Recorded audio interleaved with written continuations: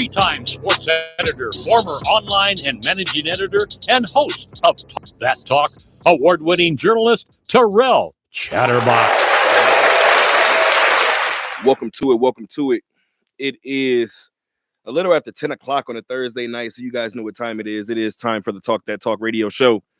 I am your host, Terrell Chatterbox Emerson. I am in studio on a typical Thursday night with Markel Collins, guys. What's going on with you, brother? Happy to be back, man. Love being here, man. Wouldn't want to be nowhere else. Yeah, man. You know, it's we kind of in that period where it's just all basketball at this point, man. You know, we ain't really got no football. You know, baseball. You know, spring training about to kick off. You know, so or it is kicked off rather. Yeah. So I was watching the Angels and Cubs earlier today. As a matter of fact, see, that's what's wrong with the mic. It sounds like it's faded. It sounds like it's fading away from me, but hopefully you guys can hear me very, very well. Again, guys, it's your Thursday installment of the Talk That Talk radio show. I am your host, Terrell Chatterbox Emerson. This is Markel Collins. This is episode 15 of season 7, episode 341 in total of the Talk That Talk radio show. But yeah, man, let's get right to it. The only way we know how. This show is shot from the studio here at the Harry Reid Research and Technology Park here on Sunset here in Las Vegas, Nevada. Again, I kind of just mentioned our social or mentioned our YouTube a second ago. I want to apologize for our Monday show. I did not know that there was no audio for you guys until after the fact. You guys saw some of the issues that we had just in terms of the internet issues and some of the things that we had going on Monday. So I apologize for that, guys.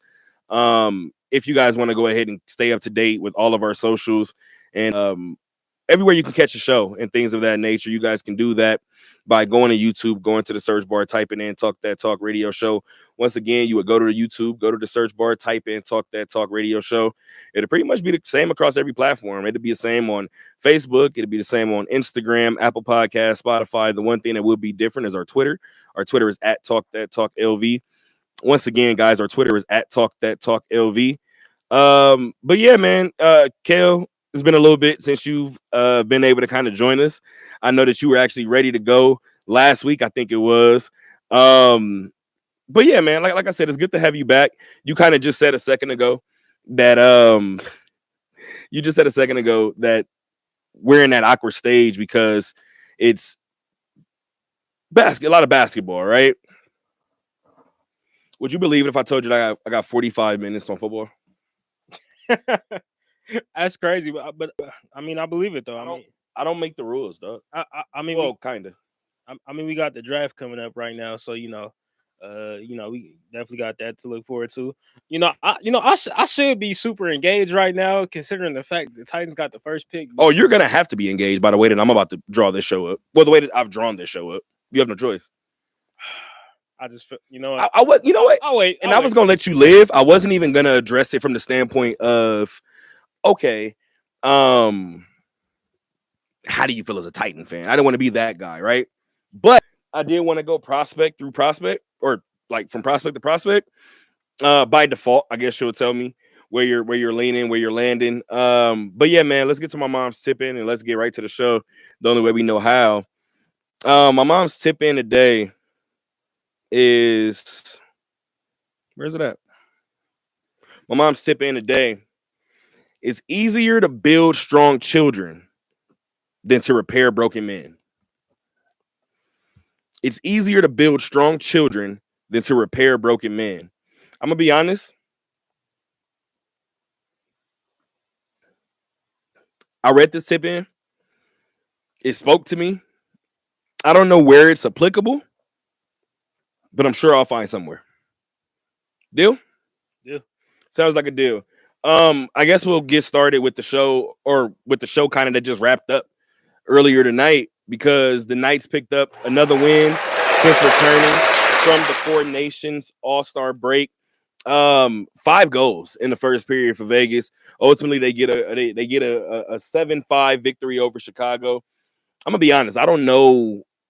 First, all right, you start first. I don't want to be a pessimist. I think I have all negative things to say, and it might be after all dubs this particular episode. Well. First off, oh, I was about to send a shot. No, don't save them. Just load them up. Yeah. I mean, coming out of the All-Star break, I mean, Mhm. I mean, that's what you want to do. I mean, you said 5 goals in the first period. Yeah, man. You already beat Vancouver. You already had a game against LA. Where's the Knights at? I'm about to pull up something really quick. That's insane, man. Yeah, but shout out to the Golden Knights, man. And this is what I wanted to be sure about really quick. Prior to the break, they had won their last 2 games prior to going into the break. Then they won against Vancouver. And I mentioned that game against LA on the road that they dropped. So in the last, 5 games, the Knights are 4-1. I mean, it's just the consistency. I mean, but like I feel like that kind of goes into the same trend we've been seeing all season. Like they score points at home. That's Until they didn't. Yeah. But we're just gonna pretend like January just didn't happen. No, it didn't. It did. I don't even know what you're talking about, quite frankly. But after tonight, let's go with that. Let's just run with that. I mean, yeah. I mean, it's nice to see the defense showed up at home as well too. I mean, only giving up 1 goal, but yeah, man. I mean that's wait. What happened? Wait, you talking about they won 7-5 tonight. Oh, 7-5. Okay. So it was 5-1 after 1, which is amazing, right? Wait, hold on. I know I'm not going crazy because I was just looking at this a second ago. Yeah, no, I was absolutely right. They scored 2 in the second and the third, respectively, as the lights go out in the studio, which is always still terrifying. But yeah, man, 5 goals total by the Knights in the first period. Now, I think any hockey guy specifically and hockey coach in particular will tell you score 5 goals in the first 20 minutes. By default, your goalie's going to relax a little bit and your defense probably will too. I'm not going to lie. To see a 5 spot on the board from Chicago, I remember how I said before that you could have all the things in your favor in the way that you handle. Like you could be right in the way that you handle it. Now you're wrong. 5 goals in the first period. That was a great game. Depending on the way that you end this, we still have practice tomorrow. Bruce Cassidy had to lose his mind. Where's Isaiah? My phone. I'm like, I feel like this is a moment where we definitely need to talk to Isaiah because for a game to turn like that on his head, especially during a hockey game. I know he's not happy. To put up 5 goals in the first period, like, oh man, this easy, good night. And then on the back half, you give up 5. Granted, they scored 2 more. Okay, word. But when you look back at it, you like they actually needed those 2. So yeah, that's kind of roller coaster of a game. I mean, yeah, first game after the All-Star break, but it's you led 5-1, and then at one point it was 6-5 in the third period. So I'm gonna mix in the praise with a lot of negativity.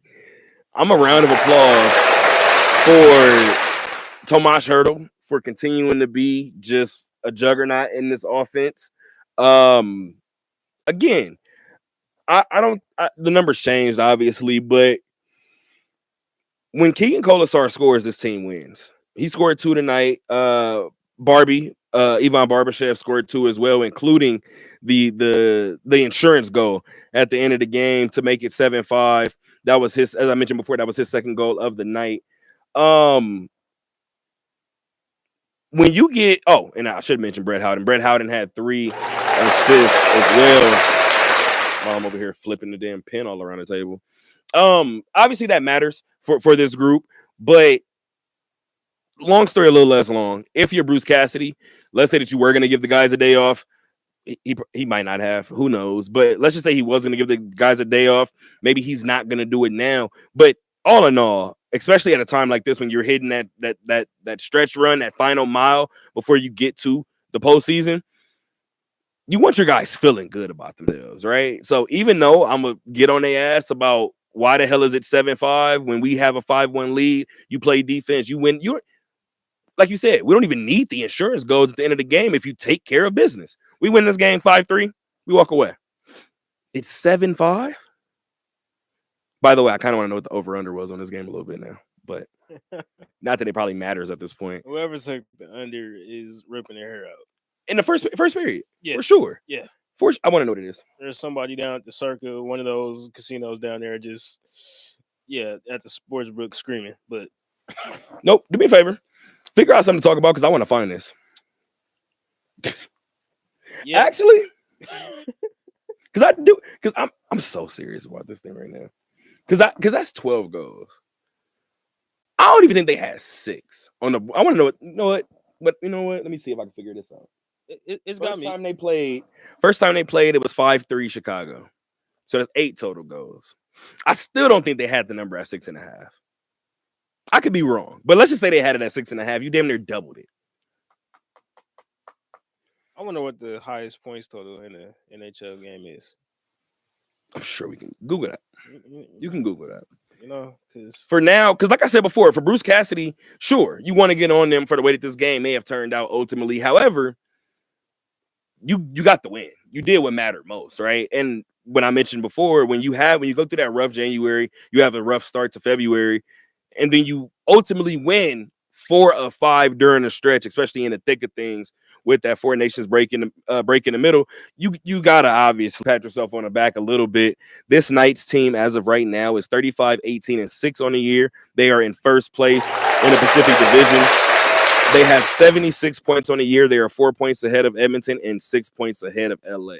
speaking of Edmonton, God, let's see. Back in December of 1985, Edmonton had 12 goals, and Chicago, ironically enough, had 9. 21 goals. imagine being at that game. That would be the one. Would you rather be at a game where they score like a ridiculous amount of goals, or would you rather be at a game similar to the first U.S. versus Canada where they dropping gloves in the first 10 seconds of the game? I love a shootout. I'm such a college football fan. Like I love a shootout in any sport, except for basketball, because Because it gets ugly. it gets ridiculous at a certain point in time. But yeah, in sports like that, like in a soccer game, hockey, college football, like I love a shootout. So yeah, I'm about to go with that. But see, like that's the uniqueness of hockey, though. You love to see them drop the gloves and just everybody. You like, all right. As soon as the puck drop, everybody drop the gloves. Like that's just. You know how mad you got to be to look at them, and then as soon as the game is about to start, hey, you, yeah, chunk them. Yeah, we can do that whenever you're ready. I'm not even gonna say what I was gonna say. It doesn't even matter. It doesn't even matter. It never mattered. As of right now, let me go ahead and look at this next game on the schedule for the Knights. I kind of just had their schedule up a second ago, but they are back in action on Sunday. They are still still on this homestand. Tonight obviously was the start of that homestand, but it continues on Sunday against the New Jersey Devils. Every time I hear that, I think music. 5 p.m. is a scheduled puck drop. You guys can catch that game on ESPN Plus. Let me actually rephrase that. You probably can't because it's blacked out usually on ESPN Plus. Sorry, Vegas. But again, guys, as of right now, your Knights look pretty damn good. Just in terms of the win column, they're pulling away, at least in the Pacific Division. Again, they're 4 points up on Edmonton, 6 points up on the Kings. I don't know, man. You give up 5 goals, maybe you're in the locker room. Maybe that's not the focal point. Obviously, when you put up 7, but I'll tell you what, it'll be at the top of Bruce Cassidy's whiteboard. Oh, it's definitely. Where are we going? Oh, 45 minutes worth of football. You ready? Let's get into it, man. That's impressive. During the middle of the offseason draft, I feel like first take. I mean, Except I don't have the Cowboys on my list. Thank God. Well, maybe depends. Sorry, Terrell's dad, but yeah, I'm not. I couldn't care less. My God, man. All right. Let's start here because it's the biggest news in all of college football. Is the biggest story in college football? Probably not. Biggest story in pro football as of right now. A couple of weeks ago, we had this conversation, and I had this conversation with like 2 or 3 people, and I said when the Raiders ended that win streak, right? Everybody was like, "Well, let's look at Dylan Gabriel. Let's see what Jackson Dart can do." I said, "Now you guys are finding other options aside from Cam Ward or Shedeur Sanders," and then the Raiders ended up ultimately getting a 6th pick, right? And they sat at 6 for a little bit before ultimately landing at 6. And one of the things that I mentioned then, I said, well, if the Raiders pick 6 and Shedeur Sanders and Cam Ward is off the board, if the Raiders wanted to look at somebody like, and I said, I couldn't think of his name. I said, with the edge rusher from Penn State, I said, let's say he's on the board at 6. I don't know that the Raiders didn't do the right thing by just getting him at 6. We'll figure the rest out. We'll get into another conversation in a brief moment about why I feel like that still might be the way to go about it. Came out today, I believe early today, that he didn't need surgery on his foot. He does have a stress reaction in his right foot. I'm not gonna go down the list unless you want to in terms of the draft order. But if I'm the Cleveland Browns, I know people are gonna look at the Cleveland Browns and go, well, or people are gonna hear what I'm gonna say, and they're gonna go, if you're the Cleveland Browns and you don't draft the quarterback up there, what are you doing? I got one question for you. When have the Cleveland Browns ever developed a quarterback? Not ever. So, that said, Myles Garrett just asked out, right? Cool. If I get Abdul Carter and he does have to have surgery ultimately, cool. I get him next year, right? If I'm Cleveland, I got a better chance at you traded for Deshaun. It just didn't work. You got a better chance of maybe going out and go getting somebody than for me to ever trust that you could develop somebody. Yeah, they kind of stuck with Deshaun now. I mean, like they kind of stuck with that. Don't mean he gonna play. yeah, but that's a rough situation for Cleveland. I mean, you know, they kind of stuck with him through all the legal troubles he had, and then gave him that big contract on top of that. That's just y'all gonna be so mad at me, but on the pod, shout out to the OD podcast. But I said this before. We're gonna have to readdress this, right? This is not a show about Diddy by no means. No. But I mentioned that Jay-Z lawsuit, or Jay-Z's name being mentioned in that lawsuit, and then eventually the Jay-Z lawsuit. Tony Busby. Everybody said he was an ambulance chaser. I said I didn't know anything about him. Somebody said you do know very well about him. Now by name, I don't. That's the man that opposed Deshaun Watson. And if it comes out that Tony Busby is a fraud, wouldn't that mean that we would have to take a look at all of his cases? Absolutely. I said it before. I'm not saying that Deshaun isn't a nasty man. I'm not saying that. All I'm saying is Justin Tucker, you might be too. I don't know. All the jury's out on everybody. But if now the state of New York is questioning whether he can practice law, I just think it's worth looking into. Back to the quarterback situation. My fault. Yeah. Deshaun Watson. They got to kind of deal with that. Abdul Carter. I mean, I feel like Penn State has just been like pushing out the linebackers. Obviously Michael Parsons. Speaking of guys who want to leave, but he hasn't said it. But anyways, yeah. So I mean, in terms of that, like Cleveland, they definitely have to like figure out which direction they're going.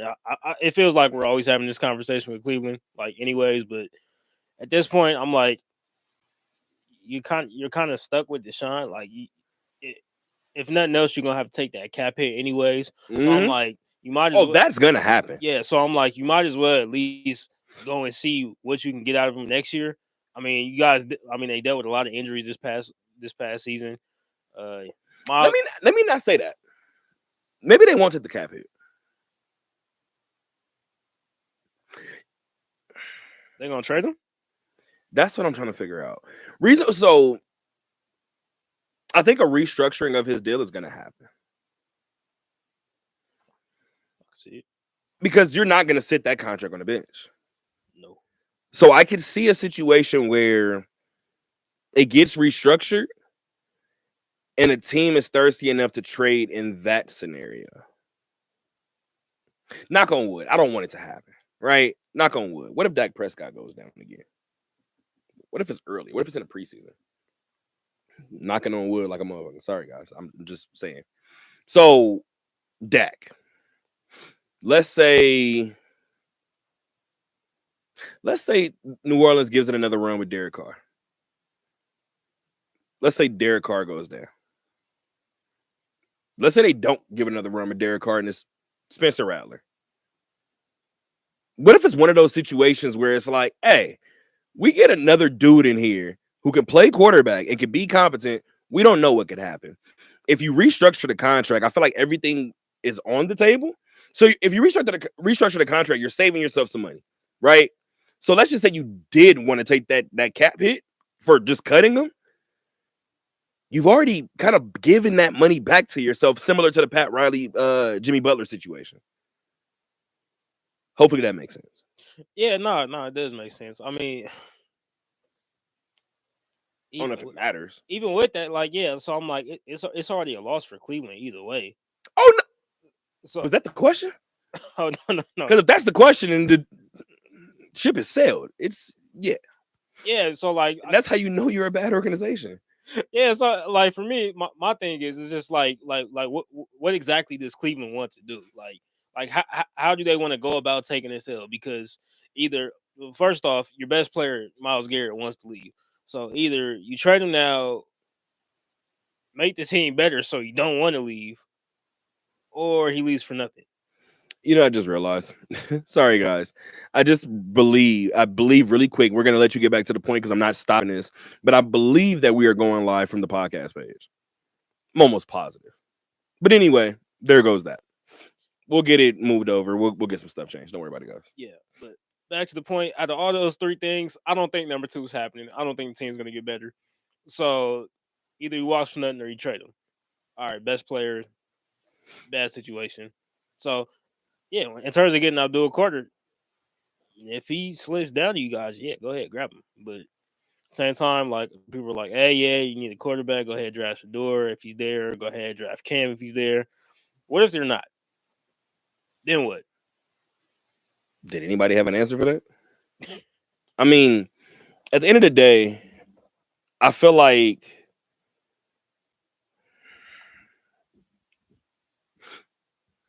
you got to identify that you are a mid-market team, right? I said this before with Indy, right? You got to know what your limits are, and you have to know what your window is. And I say that to say, when Indy traded for Paul George, right? When Indy traded for Paul George, I remember traded for Paul George. When Indy drafted Paul George, he turned into what he turned into, obviously. I knew in those years where he kept running up against Miami and LeBron, if he never gets past them, we have to reshift. This is not LA. This is not Miami. This is not Boston. We're not going to convince anybody to come here. We're more in the Minnesota boat than we are the LA boat. So flip him for something else. Then you get Victor Oladipo. I say this to say Victor Oladipo was not a household name back then. He was somebody that people was high on. You know what Cleveland's going to have to do to win? They're going to have to take... He said shit, I don't know. He said, where you want me to start? This is hilarious. Cleveland is going to have to believe in somebody like... Remember Taylor Heineke? I don't know who the hell he's a backup for right now. Cleveland's going to have to win with somebody like a Kenny Pickett. They're going to have to go get... Let's just say they go get a Russell Wilson or Aaron Rodgers right now. neither one of us feel like that changes anything. If they go draft Shedeur or Cam, we're gonna sit there and say, "Feel bad for you, young fella." What's the quickest way to do that? Quickest way to avoid all of that? Get somebody in the middle of the road. You know the last time. Well, obviously Deshaun Watson, when he's working in a proper quarterback form, I don't feel like he's been right the past couple of years. But when he is a fully functional quarterback, we've seen what Deshaun Watson can do. I do think arm strength has gone down a lot. I don't know where the hell it went, but it has gone down. When was the last time Cleveland did well? Even if it was a 4-game a month stretch, it was when Jacoby Brissett was your quarterback. With all due respect to Jacoby, that's a middle of the road bridge quarterback. That's what you're gonna need. With all due respect, let's say the Saints don't want Derek Carr. You know who should be all over that? Cleveland. They should. Yeah, they got to find their Brock Purdy in the draft or something like that. They gotta figure this shit out. I mean, like, when have the Browns ever been good? Like, I ain't never seen They've never been good in my lifetime. Okay, so yeah, you're older than me. So like I just I don't know, man. Like We made fun of Tim Couch. We made fun of everybody. when Colt McCoy got drafted there as a Oh, Texas man. fan, I was like, oh no. Oh, Texas legend, dog. I like Cole. That's a quarterback. he had a long career too. Like he was a great backup for everybody else in the league, but yeah, just him starting off in Cleveland, I just knew no, there's no saving that franchise. Like I mean we get up here every week and we talk about the Raiders. Like the Raiders at least make you believe something can happen. I Even don't if it believe doesn't. anything's ever gonna happen with Cleveland. like, I truly mean that. Like they've never given me any semblance of hope. Like granted they've had good players. Like even when they had like a Josh Gordon or Josh Cribbs or you know what I'm saying, guys like that. Like you would look at those individual players, and the same thing with They Myles Garrett right did now. Fold with you know what? It don't even matter. It doesn't even matter. It doesn't even matter. I mean, I forgot half of those names. that is my point. Like they'll have these Damn. great players who had these great seasons. They go somewhere Yeah, else. Braylon Edwards. Hey, Braylon could play. Damn. They were so bad. That David Njoku still there? Joe Hayden. That's bad. This is bad. Let's move on. Let's go somewhere else. Let's go somewhere else. Sorry, we've been giving a lot of respect to Cam and Shedeur. Give me somebody else at the top of the draft boards. Let's talk Travis. This is the fun part, right? Of sports. These different reports are coming out, and people are speaking out. These different teams are speaking out, and this is ultimate lie season. Let's just call it what it is, right? Teams are going to be telling you for the next 2 weeks, 3 weeks, 4 weeks, whatever the hell it is. Hey, we're worried about this player for X, Y, and Z. Knowing the whole time, if this player is available at number 3, we're taking him. We know that this is lie season, right? I don't think it's a lie that these teams view Travis Hunter differently in terms of whether he's a cornerback or whether he's a wide receiver.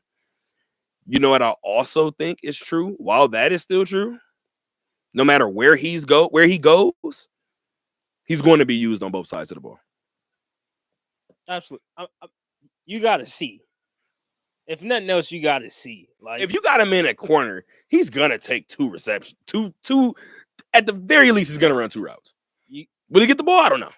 You got to find out. Like if nothing else, I mean, like because we've never seen anybody play both sides of the ball like this at a D1 level. I don't care if it's. Remember, we seen OBJ play safety for the Giants before. When they knew a Hail Mary was coming, let's just put some hands back there. And that's in a unique, special situation. We're talking about going on both sides of the ball like we've never seen this at the college level, let alone the NFL level. So I mean, like you at least got to give it a shot. I mean, yeah, like even his former coach Deion Sanders, like even he would play, he would be punt returner, kick returner, but we didn't really see him running routes like that on the offensive side of the ball. He was mainly a cornerback. So yeah, man, it's gonna be. And then when we did, bro, Deion highlights should be like. I feel like there should be like a football course at like every university, and it should start with like Deion, like certain people's highlights. It should start with like LT's highlights, Deion's highlights, like Jerry Rice, Eric Dickerson, like just certain people's highlights should just play. Lawrence Taylor. But yeah, man, just in terms of Travis really quick, Travis Hunter, to me, I feel like, and I still feel, I don't know why. Maybe this is a shot at your team, but this is why when you're the top team, you can't say anything, because no matter what you do, even because things change, right? A couple of weeks ago, maybe a month ago, you guys came out and said we're not going to miss a chance to draft a generational talent. And we had this conversation when you guys said it. Markel's a Tennessee Titan fan, if you guys can't tell. He doesn't look happy about it, but he is. Trust me when I tell you. But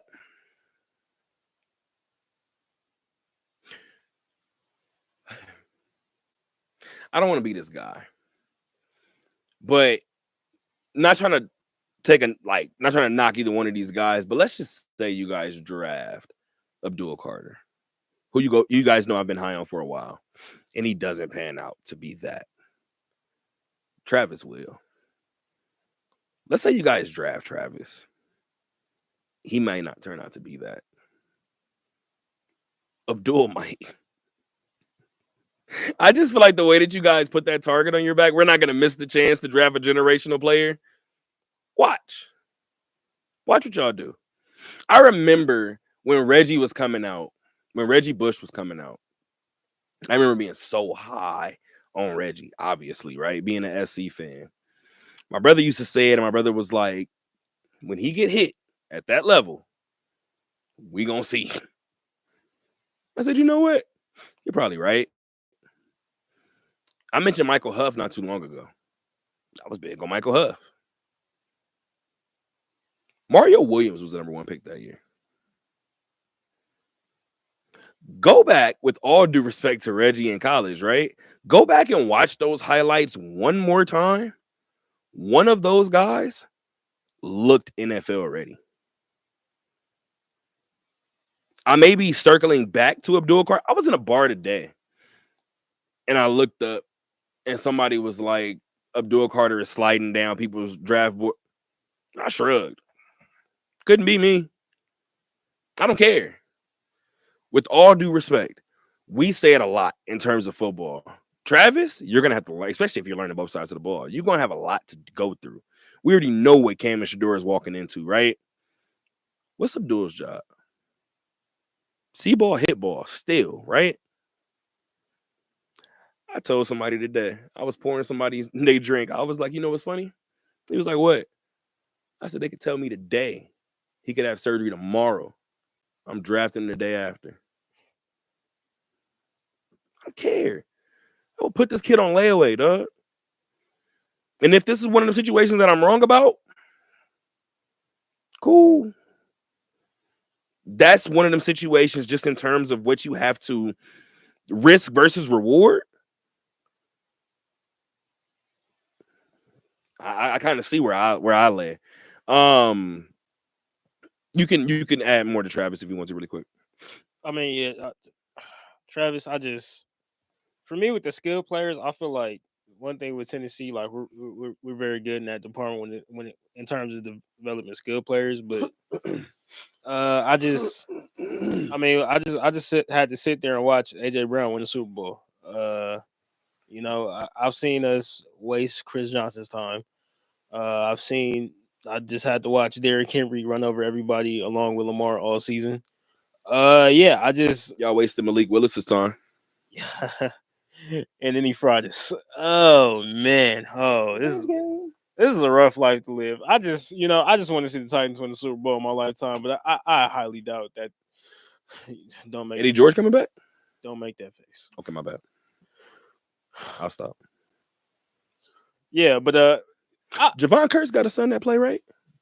I'll be happy with Okay. Travis Hunter if we do draft him. But you know, in terms of moving the needle for our overall franchise, I just don't see it necessarily how that's gonna go for us. But you know, he about to move into a new stadium, all of that. But it's just I feel like I hate to be that guy who keeps talking about the quarterbacks, but I just feel like out of the quarterback, I just feel like in terms of the safest pick, it would be Shador because he doesn't do anything great, but he does a lot of things really, really good. So yeah, So that's who you what? I want Shador. Yeah, I feel like Cam got more upside, but I want Shador. I'm not mad at that breakdown, mainly because of what you just said, right? Shador may not do anything great, right? But I don't really think there's anything that you can look at in terms of the quarterback position and say that Shador can't do. That said,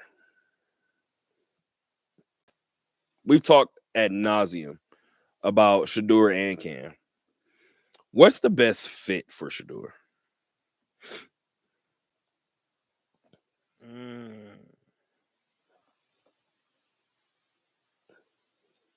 The best fit, crazy enough, I thought it was Vegas.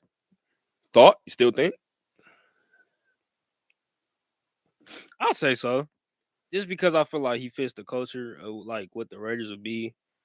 I feel like he's tough enough to like I feel like he really showed us his toughness this past season. Like I mean, like not having the offensive line running for his life, and mind you, Shador is not a dual threat, so you know he kind of dealt with the punishment. So you I'm know, happy that you said that because I heard somebody say it a while back, and I was just like, this is somebody that doesn't watch college football because like CJ Stroud, right? We mentioned CJ Stroud earlier with Antonio Pierce. He doesn't run the football like Jaden Daniels, but he's not nailed to the pocket either. Somebody said earlier this season that Shador was like a dual threat quarterback, and I was like, no, he's not. He can move when he needs to. That boy wants to throw the football. That's what he's there to do. Every black quarterback isn't a dual threat. That was it. I know you mentioned it, but I felt like it needed to be said. People see somebody like a Jordan Love and be like, oh, that's a dual threat quarterback. No, it's not. Jordan can run when he needs. Is Patrick Mahomes dual threat? no, Fam, what are we talking about? Like, they're not dual threat quarterbacks just because they're black. Kenny Pickett is more of a damn dual threat quarterback than any of the guys I just named. My bad. Finish your point. yeah, Talking about race doesn't matter in sports. The hell it don't. I mean that's what they did with Teddy Bridgewater as well too. I mean like Another man that could pass the football. they used to have Teddy Bridgewater running read options. I was like, what are we doing? But yeah, so I mean, yeah, like with Shador though, like I mean, it's been there the entire time. I feel like people have always tried to deny like how great he is, like at each and every level. I mean, when you win four straight state championships in high school in Texas, I don't care which level it is. That You win matters. 4 straight state championships in Texas. That matters. That means something, guys. And then you know, going and turning up at HBCU. But like the thing with Shador for me, it's always been like the efficiency, like passing 25 or 30, like no interceptions, like just the high level of efficiency, like at each and every level he's played at, no matter what the competition has been, and like he performs in each and every situation. Like I said, this past season, like seeing him like turning himself into a dual threat because he had to, because he didn't have an offensive line, he had no running game, and he still performed and did what his team needed to each and every week. That's why I feel like he can come in and change the Raiders' entire situation. So, but do I see him falling that far? Nah, I just don't see it. So, I do see somebody falling in this first round. It might be Travis. I do see somebody, might be Abdul, but somebody's gonna drop. And they're gonna drop probably to the Raiders 6, 7, somewhere around there, right? But going back to the Shador point about where we feel like he best fits, he wanted to be here in Vegas. I also think Shedeur is one of those people that when the writing is on the wall, the writing is on the wall, right? He felt like he was going to be the first quarterback off the board. Probably still feels like that. That said, I feel like at some point after the Raiders ended that win streak, we saw it, right? I know Malik Neighbors didn't look too excited about it, but it looked like Shedeur had his mind made up that he was going to the Big Apple. I have two things to say about this. New York is not a small market, not even a little bit, right? But it's so piss poor of a franchise that you have to have the small market mentality when it comes to certain things. The biggest mentality that you need to adopt is realizing that nobody wants to come play for you. So when you have that oddity in a young guy that wants to play for you, you go get him. Second thing I want to add to that, seen something this morning, might have been yesterday, that said the Giants are hesitant to draft Shedeur because of the presence of Deion. I looked around the bar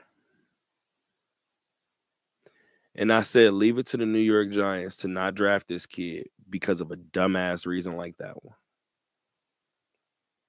I mean, and the Giants wonder why they've won 2 Super Bowls and nobody still wants to go there. They wonder why people would still rather go to the New York Jets, the franchise who hasn't won a Super Bowl since Joe Willie Namath.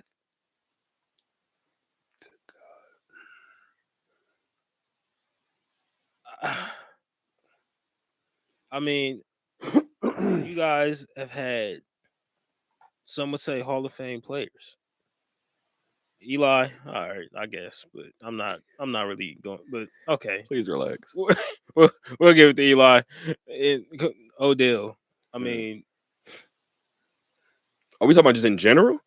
I was going to name everybody on that defense. I was going to go Justin Tuck, Osi Umenyiora, Michael Strahan. Like, do you want to keep going through names? There you go. Yeah, like the defense for sure. Like that's a given. But like, we can name some Brandon Jacobs. We can name some. Wasn't Shockey there for a little bit? He was old as dirt. He was. Wow. Jeremy was old at that point. Wow. Jeremy was like Bill Romanowski as a tight end. Jeremy was a menace, bro. I love Jeremy Shockey.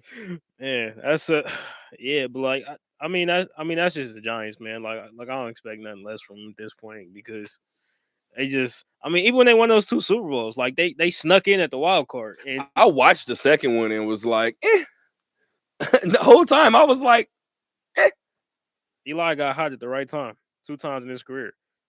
If he like, I'm sorry. Let me get there then. Everybody always like, hey, everybody like, hey man, he beat the GOAT twice, but hey, even Joe Flacco got hot in the playoffs. No offense, Joe, but like, hey man, you know what I'm saying? Like you get hot at the right time, anything is possible. So let me explain something to you real quick. If I'm at the park and Chris Paul pulls up, Chris Paul, what, 38, 39 right now? Yeah. Let me mess around and take Chris Paul to school 3 straight possessions down the court. Guess who got a story for the rest of his life? It's a real Emerson.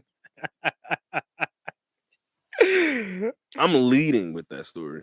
I'm changing the intro to the show and everything.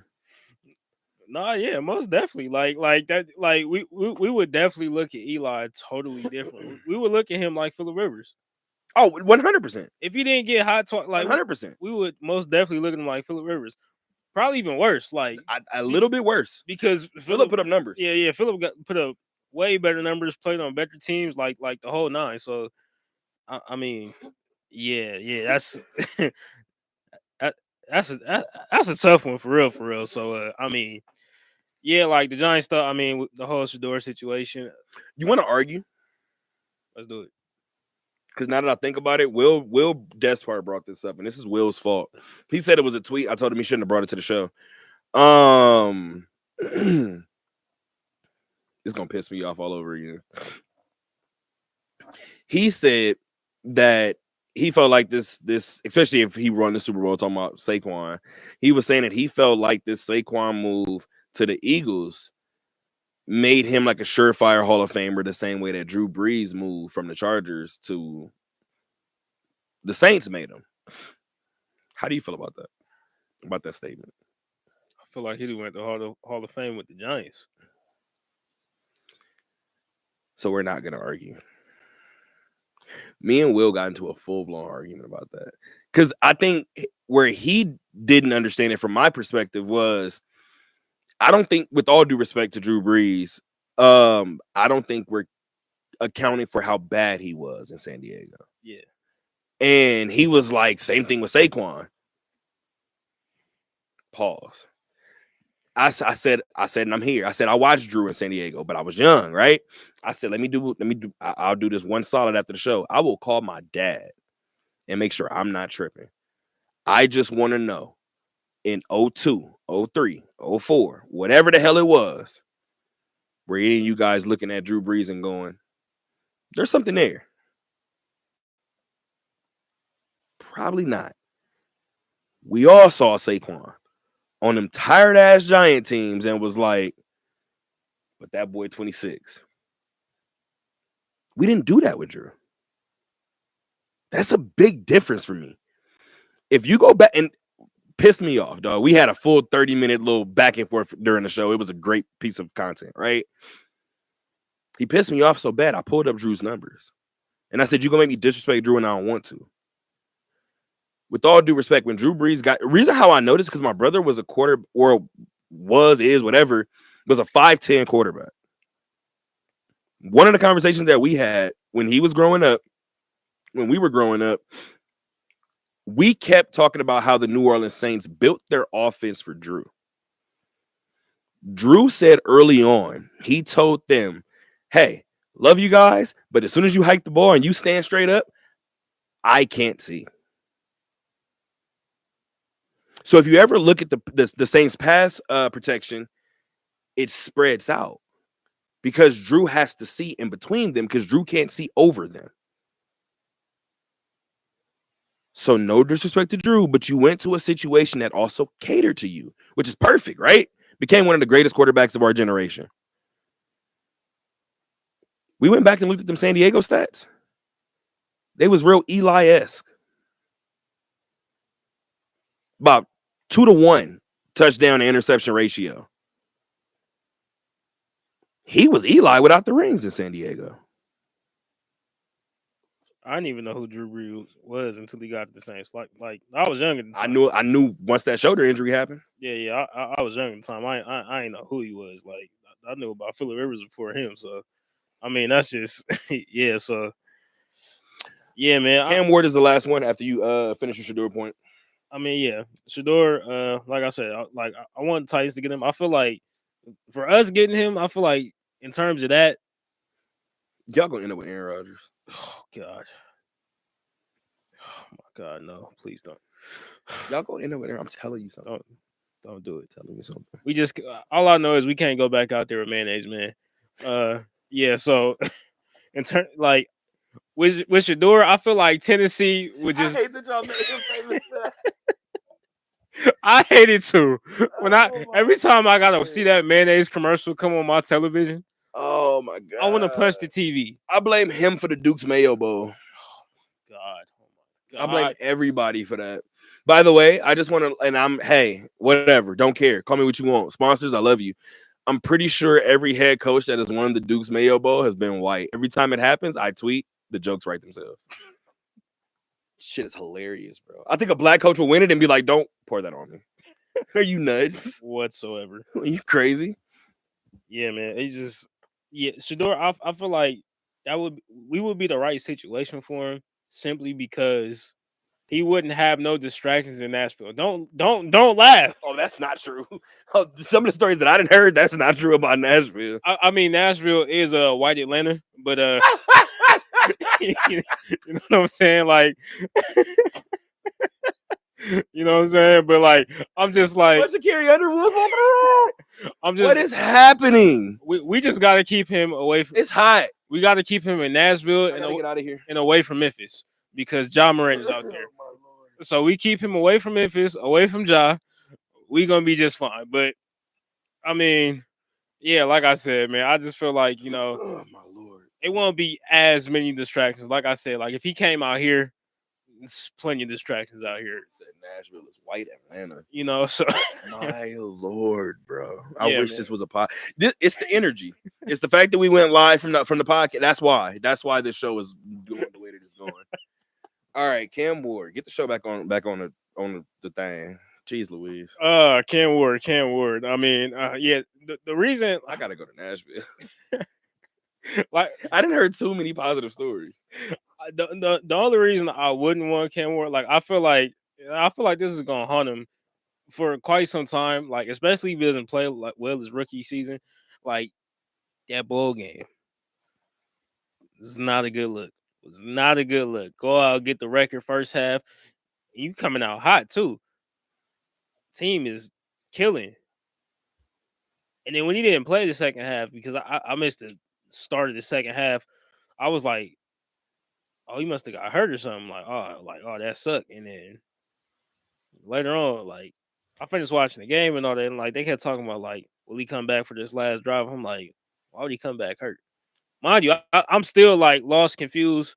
Like a day later, I'm talking to my brother. He was like, nah, he sat out. I'm like, wait, no. I thought he was hurt.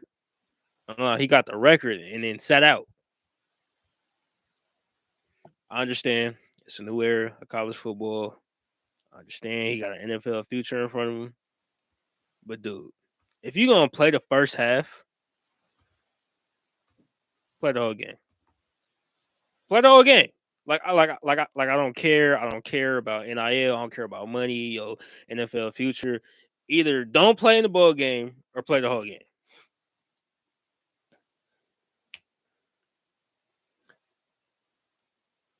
I said it before. I feel like him playing the first half was a compromise.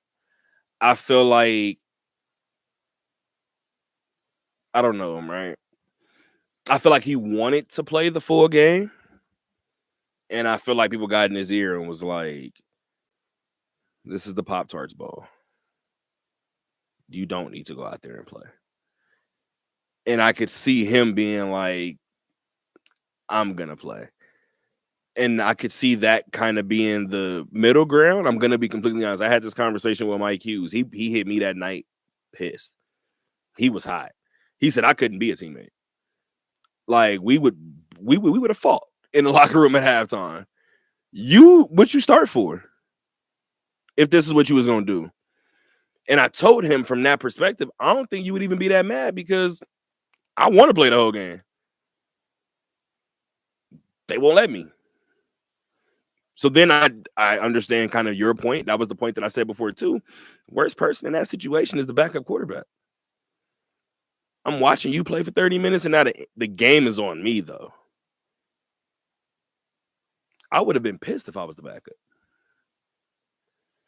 I'm going to throw him a little bit of bail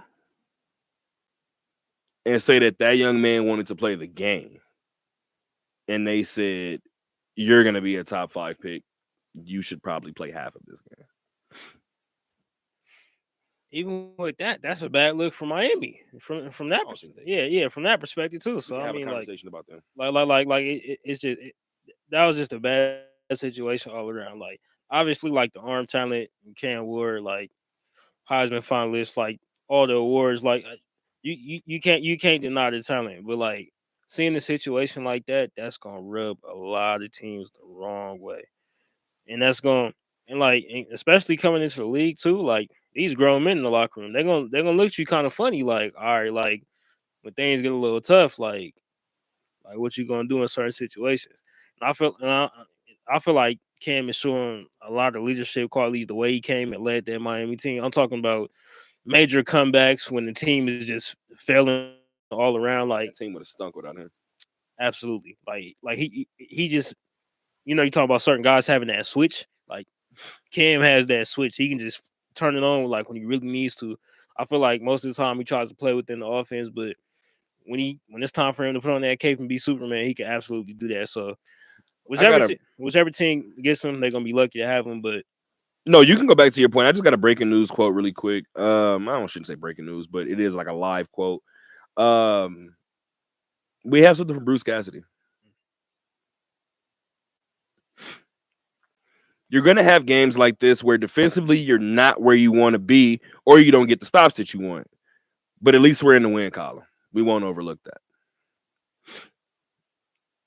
Sounds pretty much like exactly what I said. The hell is this 5 spot?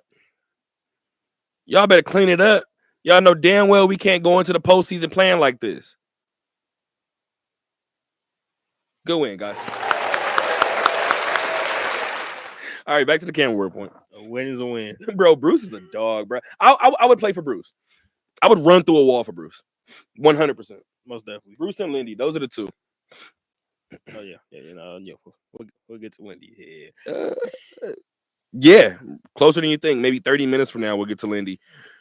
Did I lie? No, about 15 minutes. We'll get to Lindy. Real quick. I don't know where either one of these quarterbacks go. I don't. I'm gonna be honest. Who knows? I hope Cleveland doesn't draft the quarterback, which is why I think Abdul goes there. I do think you guys. I don't know. You guys are such a wild card. You might. I don't want to say what y'all might do. I think you guys might. I didn't even expect us to be in this position. Like, as bad as we were, you probably shouldn't. I wish. Never mind.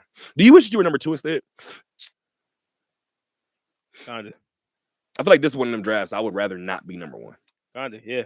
I'd rather be like 3 or 4. Leave me whoever y'all don't want. Just because it's so loaded at the top, and I'm like, why us? Like, why? And you're loaded in weird spots. You got a top tier cornerback. You got 2 quarterbacks, and then you got an edge rusher that might be Micah Parsons-esque. And I feel like we're just gonna pick the bust. So, y'all gonna find a top tier guard and be like, "That's the one. That's who we need to protect mayonnaise, man." Kelvin Banks, from out of Texas, if but even then, I just no, I don't know. I don't know. This is all in all. I said this before. I said 2 years ago when Russ went to Denver. I said respectfully, I said that last year in Seattle, I said Russ is going to have to show me. I said, and y'all know how high I am on Russ.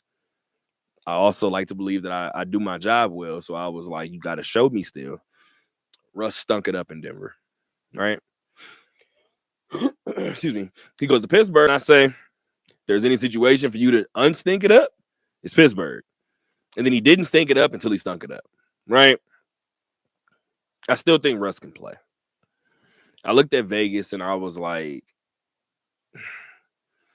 before the Pittsburgh stop, maybe.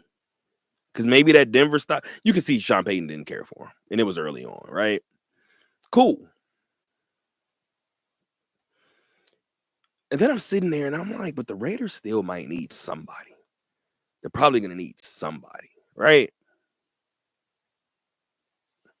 And then Matthew Stafford becomes available. And as a person who grew up a Packer fan and told my dad for 12 years, hey, who we got this week? Detroit, Sunday night? Damn. My dad would be like, it's Detroit. Why do you care? Because as long as they have number 9, they have a shot. And I remember my dad viewing him, and I remember this. I'm not going to knock him for this one, but I remember, y'all heard it. I remember my dad knocking Andy Reid and looking at Andy like, he'll probably never win one. My dad looked at Matthew Stafford and was like, I don't see what you're afraid of. Cool. You don't see him twice a year. First year out of Detroit, I told my dad, when Dan Campbell got there and said he was going to work on trading him, I said, depending on where he goes, I said he wins the Super Bowl this year. I said, let LA get him. Where'd he go? grabbed that championship that first year, didn't he? The Raiders need something to stabilize this franchise. Matthew Stafford may get here and we may win 8 games, 9 games. It's going to look and feel a lot different than it has the past 2 years.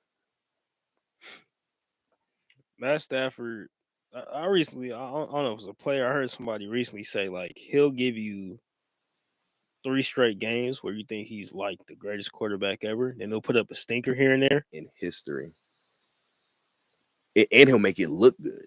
And he could throw the hell out of the football. That's the thing. Like, the arm talent has always been there ever since he's been in Georgia. I mean, the sidearm throws, the behind the back passes, like it's always been there. It's just and Max said he was his favorite quarterback growing up. Where's Max from? Michigan, correct? Mm-hmm. Went to Eastern Michigan. Maybe I shouldn't say he's from Michigan, but he went to Eastern Michigan, correct? I believe he's from Michigan because he grew up a Lions fan, correct? Some things are just no-brainers, guys. Again, similar to what we said about the Antonio Pierce situation. Even if it don't work out, you know what that writing on the wall says? Do you want to address Tom Brady doing what the hell he wants?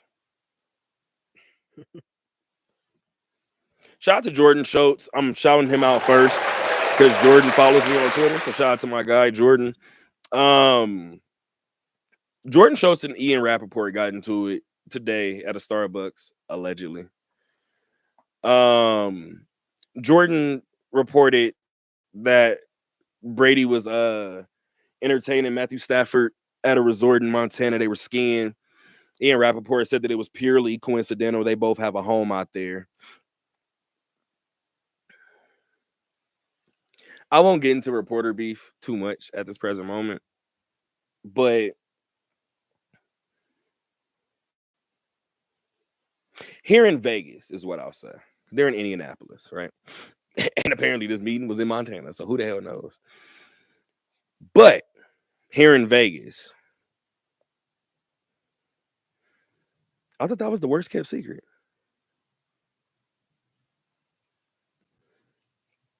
Once the head coach was hired, it went low.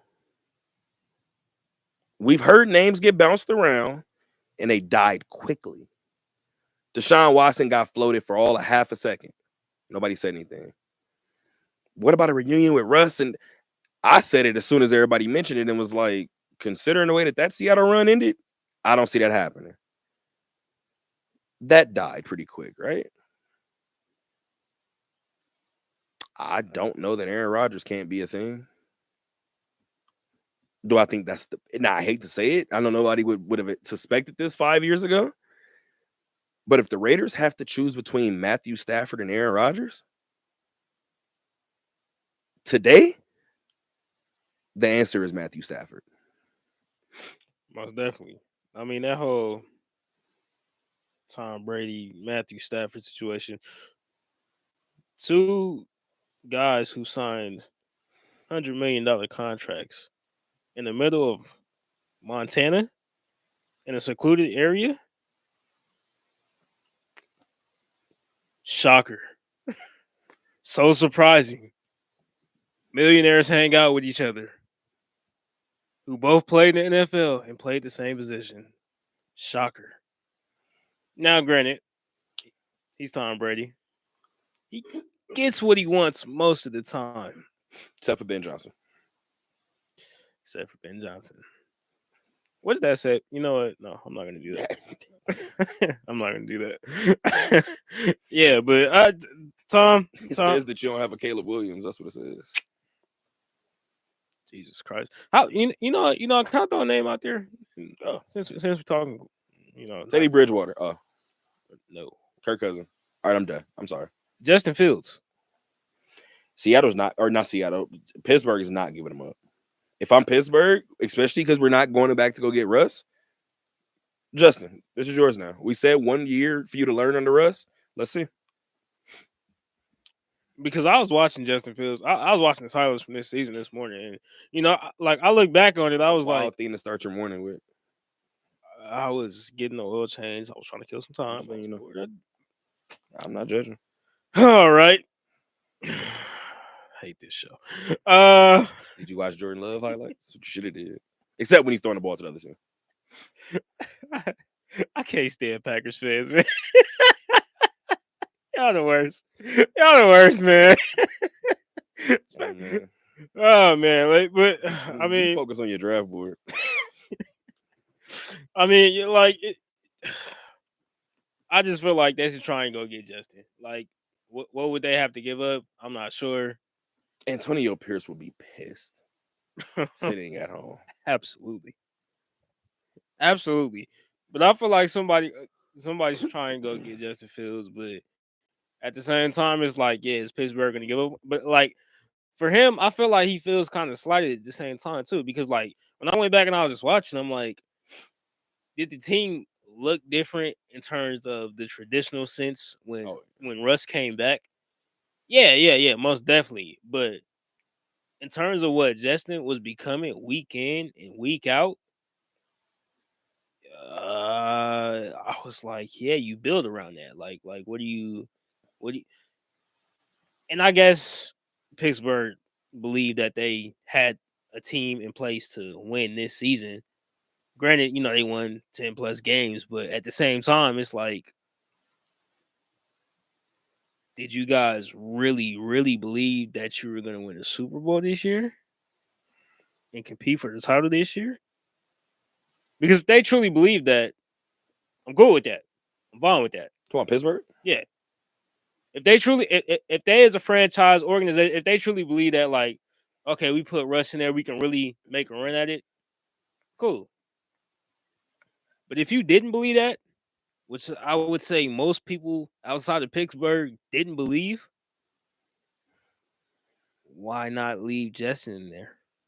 I think some of the people in the locker room might have been asking the same thing, especially toward the end of the year, which is why I think Justin comes back. Pardon, the hell is wrong with me? If you're the Raiders, you trade for Matthew Stafford, you sign Najee Harris, you sign probably somebody in the secondary, a safety or a corner, and then you relax, guys.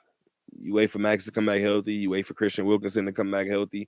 You maybe bring back Caleb Von Chasen. Like you keep some pieces from your defense because that defense was stout in moments last year, right? When it wasn't constantly putting in bad situation after bad situation. You trade for Matthew Stafford. You go sign Najee. You go sign another secondary piece. You draft well. That's it. And you guys got John Spytek now. So I think the draft is going to look a little different. I do. You can say what you want about last year's regime and last year's executive staff, but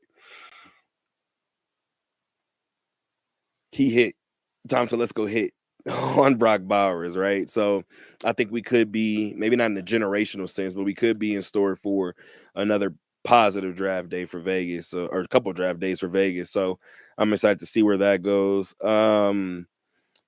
The announcement of the retirement of Diana Taurasi. Man. Wow.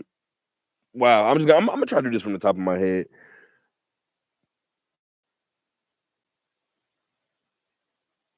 Damn. And I'm trying my best not to forget. Rookie of the year, all-time scoring leader in the W, all-time field goals made leader in the W.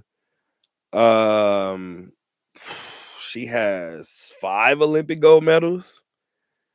She has 2 finals MVPs, I think 3 championships. Man. So this is tough. This is tough for me, right?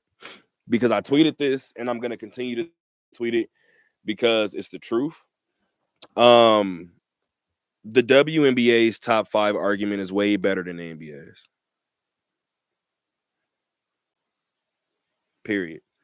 Most people's NBA's top 5 will include Jordan, Kobe, and Bron. Right? Yeah. The reason why I say that the women's debate is better,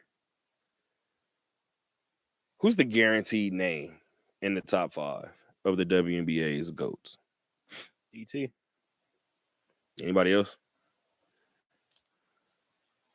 Maya Moore. Anybody else? Why have you not said Candace Parker yet? Candace Parker for sure. Wasn't trying to violate LA. Wasn't trying to violate LA. Damn pen at you, dog. I don't know what your problem is, but took a little bit too long. She won the ring with us too. Took a little bit too long for me. Just a little bit. That was really gonna piss me off. Excuse me. I'm gonna just throw some other names out there. You ready? Sue Bird. What about a Sue Bird? We already know Stewie and Asia's careers aren't over yet, right? What about somebody like a Sylvia Fowles? Right? I remember watching somebody like a Simone Augustus and was like, all she needs to do is win. And then Maya Moore got there, and what did Simone do a lot of? Winning. So I say all of that to say, who else can I throw in there? Oh, I'm bugging. Obviously, if I'm gonna mention LA, I'm gonna mention Lisa Leslie, right? Cheryl Swoops. Gotta go Cheryl Swoops, right? Tina Thompson, right? Now we're this is like a top 10 at this point, right? Lauren Smith in Seattle. And is her last name Smith? Why am I blanking? Lauren Jackson. Why that's about to piss me off, boy. She was Australian. What is she not? She is. Don't say that's Aussie. So let's just say we're there in your top 10. You want to give me your top 5 right now? You don't have to be married to it. Just give me 5 names that come to mind. Yeah, I'm not gonna put this in no order, but obviously you gotta put DT in there. Maya Moore. This nigga still ain't said Candace, dog. It's about to piss me off. Candace Parker. You know what's crazy? I love Candace Parker. Like even when she was in high school, college, like Don't feel like it.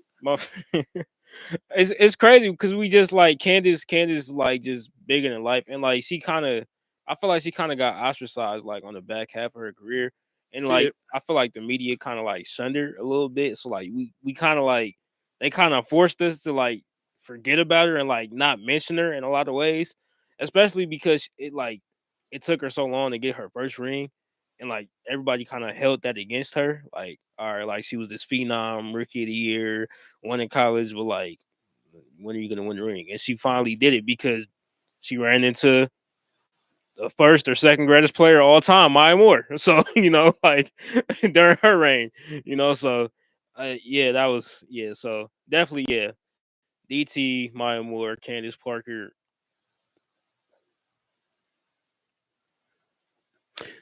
Those are 3 in my top 5 too, right? Now, I'm completely cool with somebody saying that Maya Moore shouldn't be there because she walked away from the game early. That might be like a Barry Sanders type argument. Cool. My argument, similar to yours, would be look at what she accomplished while there. That would be my argument. And on top of that, I know what I saw, right? Lauren Jackson makes my top 5. Not mad at that. Lauren Jackson was the only player, with all due respect, y'all know how I felt about Becky Hammon growing up. Becky didn't fear me being a Sparks fan. Seeing Lauren down low, in a weird way, it was like, all right, so she gonna get hers. We're gonna figure the rest out. We'll make it work, right? So Lauren is in there for me.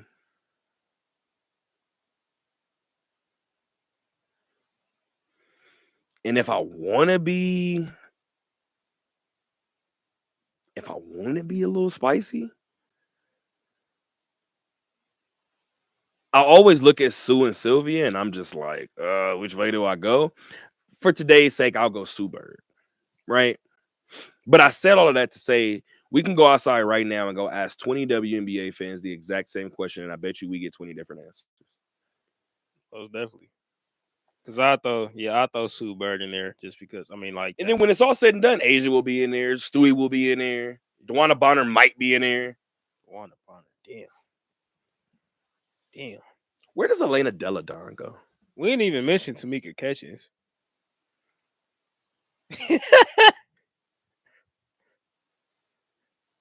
Somebody got to move at that top 10. Who played in Atlanta? Who am I thinking of? Angel McCoughtry? That's crazy. That's crazy. That's crazy. The problem with Angel, and this is going to be a knock on her, and it's not her fault. Angel went to the finals twice and got swept twice. That's the only thing. Angel went to the finals twice, got swept twice, and Angel holds the record for most points in a finals game. That's how much of a monster. That's like an AI stat. Yeah. That's 1,000% an AI stat. Angel McCoughtry probably wouldn't be in the top 10 because of those stats, unfortunately.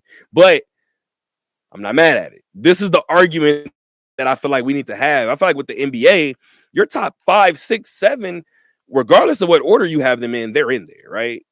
Kareem's not moving. 9 times out of 10, Bill isn't moving. Jordan's not moving. Shaq's not moving. Kobe's not moving. Bron's not moving.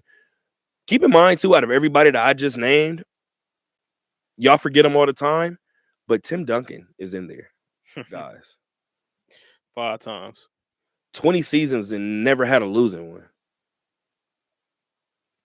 Anywho, back to DT, the GOAT of this thing. I will tell her the next time I see her because I'm big on trying to obviously stay professional. I didn't tell Becky that I loved her growing up until my 3rd season around her. So Becky knows now. But like I told Becky, I'm big on trying to be respected for my craft first, like before we get to personal stories. I say all of that to say next time I see DT, I will let her know something that I've been wanting to tell her for 2 seasons now. Every time I cover her, Diana Taurasi is the GOAT to me. And it's well deserved to see her walk off and ride off into the sunset. Diana Taurasi, the last 2 seasons, maybe the last season and a half, you could see it. DT was playing like a 40-year-old at the YMCA. Like, the problem is, like I always say, DT played here. So even on her way down, people may say, oh, it looks different. The problem is everybody else is here. So when they start to slip, it looks this way. So DT may have only played games where she shot the ball 12 times, 8 of them were threes. Yeah. I watched her give us 27 last year. Fam, yeah, it happens. By the way, Phoenix retooled fast as hell. That's another story. That's scary. Yo, we need more teams in this league for sure. I'm like, for sure. I was like, are we about to have a WNBA talk? Because I'm like, this offseason been crazy, man. I'm like, this offseason's fire. Like in terms of, I'm concerned about Vegas. I'm not gonna lie. I'm not. I think I'm not concerned about Vegas because nobody's hunting Vegas anymore. With all due respect, everybody's looking at New York still, right? And honestly, I'm gonna be completely honest. You know who I think is gonna get a lot more hate next year? Minnesota. I tweeted it earlier this year. Excuse me. When Nafisa Collier absolutely cooked us when I was in Atlanta. Pardon. And Fee cooked the hell out of us. And I tweeted it. I was like, yeah, Fee is in rare form. That was in August. She just won the unrivaled MVP. She's still in rare form. With all due respect, I think especially because some people view that, you know, the finals went the way they did. Some people may have felt like New York was gifted a championship. There are some people that feel like Minnesota was the best team last season. I believe Becky even said it. She said, obviously, she said it at some point, too, about New York. She gave them the proper credit they deserved. They was the best team all year. They led all year, whatever the case may be. But when she talked about playing Minnesota, she talked about them being stacked from top to bottom, about them having a couple of different areas in terms of the court, microwave type score, pick and roll offense, paint presence, defense. She pointed to it and was like, they kind of got it all. everybody talked so much about whether people in this league didn't like Caitlin Clark. And then the first offseason with her in the league, everybody went to join Caitlin Clark.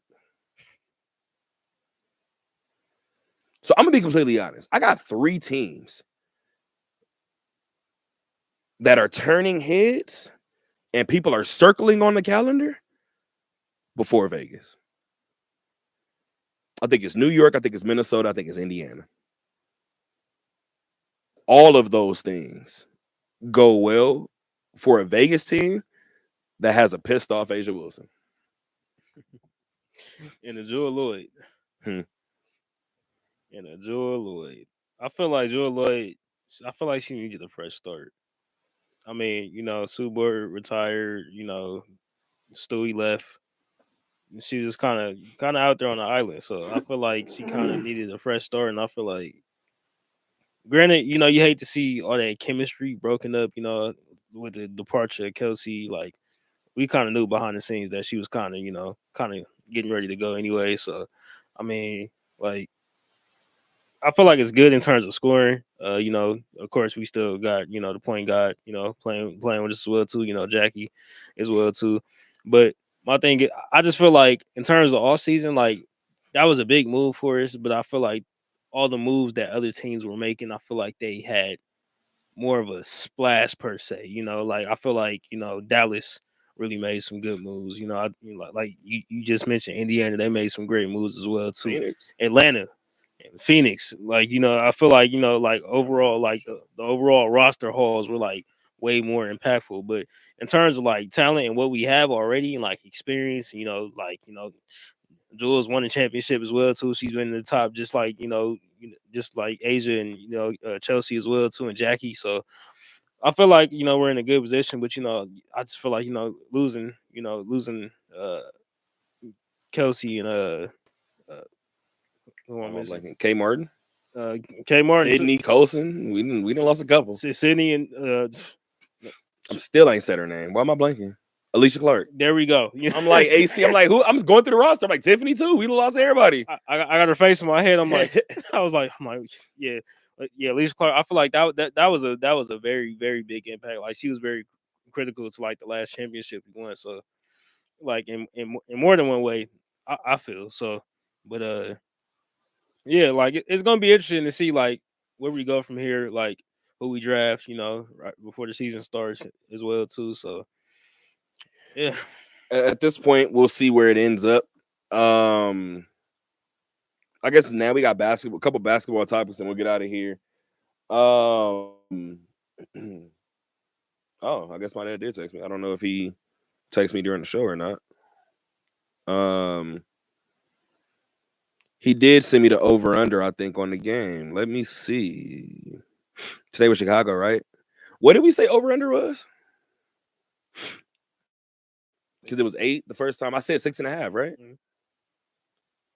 It was over under 6.5. They damn near doubled the over under total. That's crazy. That's crazy. My dad said not funny. What did I say? I said something earlier about Cowboys. I apologize. He didn't. I don't. I still don't. I double down. I double down. That's fine. I don't mind it. I'll be alone. That's cool. My dad sent me a tip in, and I'm not gonna lie, the damn thing like an essay, and it's a bunch of numbers in it. So it's like an analytical one, and I'm not gonna hold you. He sent it to me maybe 10, 15 minutes before the show started. I told him if I don't get to that, I'll get to it on Monday, especially because I feel like you want me to like use my brain, and I'm not doing that on a Thursday. But we can say that the Lady Rebels are 4-time Mountain West regular season champions. They've accomplished that feat. What's today? Thursday. They accomplished that feat yesterday against Boise State. It was a 30-point victory, 83-53 over the Broncos on the campus of UNLV. Yeah, man. I don't really know. Pardon, guys. I don't really know what else there is to say about this group. This group had I have my notes in my bag, but it's behind me. I know Boise State scored 15 points in the first quarter. Boise had 26 combined in the second and third quarters. So it kind of gives you an idea of the way that this team was able to buckle down on defense. Alyssa Brown, career high 5 blocks. Kiera Jackson, I believe, had 3 steals additionally as well. Just an overall great defensive performance. And keep in mind, Boise was one of those teams that I told you guys before when UNLV played them on the road that UNLV was played well by, right? They ended up only beating Boise by 4 points prior to this outcome. But nevertheless, they walk away with a season sweep. And again, are Mountain West champions. They will be the number 1 seed when the tournament starts up in about a week. Next week it starts up. I mean, that's got to be amazing for this senior class to win 4 straight conference championships. I mean, that's something you dream about. So I mean, like, and that says a lot about Lindy and like what she's done with the program. Like, once you when you come in and you take over a program that's not doing so well, the bar is not that high. The moment you win a championship, that's the new bar now. And to maintain that level of excellence 4 years straight, I mean, hats off, round of applause for that. So I mean, that's yeah. So I mean, we're gonna give them one. Going into the tournament, they should win it. They should most definitely win it. I don't really see anybody stop them. I mean, they ran through the Mountain West. They slipped up one game. Matchups matter. They absolutely do. But I think this team does win it all. But another meeting with San Diego State, another meeting with Wyoming, another meeting with Colorado State. You can't avoid all them teams. And I'm still standing on it. I feel like, their defense is carrying them all season long. Like, when their offense does kick in, I feel like it's a guaranteed win every time. Because you just had 3 steals and 5 blocks between just 2 players. I think put it that way. That says something about the culture and not just 2 individual performances. To have that mentality to come out and play defense at that high of a level, night in and night out, that says more about the overall state of the team than it does about those individual players. What overall state of the team? This team is 23-5. You know what? Do I have UNLV's past couple of seasons? I should have them all. Let me see. Because if UNLV, excuse me, pardon. I don't know what the hell is wrong with my oh, I know what it was. It's the change of weather. We had this conversation. Yeah. It's the change of weather. I feel perfectly fine, but you look back sometimes and you be like, why is my throat itchy? It's like, oh, that's why. I walked outside one day recently and it was 64 degrees or something like that, right? Late at night. I was like, okay, cool. It's still kind of cold. Woke up the next day and it was 79. And here in Vegas, 79 is different than 79. And I don't know, say San Diego. 79 feels different out here. Boy, I was in that car like, I feel like that in here. I pulled up in my rental car too because my car is getting fixed. I was like, so is this car hot or is it me? Anyway, over the past couple of years for UNLV, and I'm counting backwards, they're 23-5 this season, 30-3 last season, 31-3 the season before that, 26-7 the year before that, 15-9 the year before that. Conference stretches during that time: 15-1, 17-1, 18-0, 15-3, 13-5. Culture. Let me go see what Lindy's overall record is. That's simply culture. Like, to come and just dominate like that. It's pure dominance. I mean, like, you can look at any other program, any other sport. I mean, look at UConn. Like, since we're talking women's basketball, even a school like UConn, like that school is now looked at as underperforming. When you've won, how Gino Orientman has, I think, 11 rings. 70. The hell, you know how I feel about Gino. You better watch it. Like what? Like Gino no, got all the championships. I'm not hating on Grandpa. Grandpa got it, bro. Gino the man, dog. He got it. Gino could write my bio when this is all done. That's why I want to write my book when it's all said and done. I want Gino Auriemma to write my book. For real. And for Don Staley to do the reading. Hey man, Lindy is 102 and 22 in her. I don't know what y'all want me to do, dog. She's 102 and 22. In the Mountain West, she's 63 and 9. We had this conversation. Like I want Vegas and To appreciate her before she leaves. yes, that and UNLV basketball don't take this for granted. Do not take this for granted. Do not set your expectations so high to where we just think this is normal. Like no, don't let that happen, because we've seen this happen with the men's program, and we've been in a dark, deep, depressing hole for a very long time now. Don't take this for granted. Appreciate this, enjoy it, and hopefully we can continue, because if Lindy leaves after this season, we gotta take that on the chin. Lindy has a fresh baby.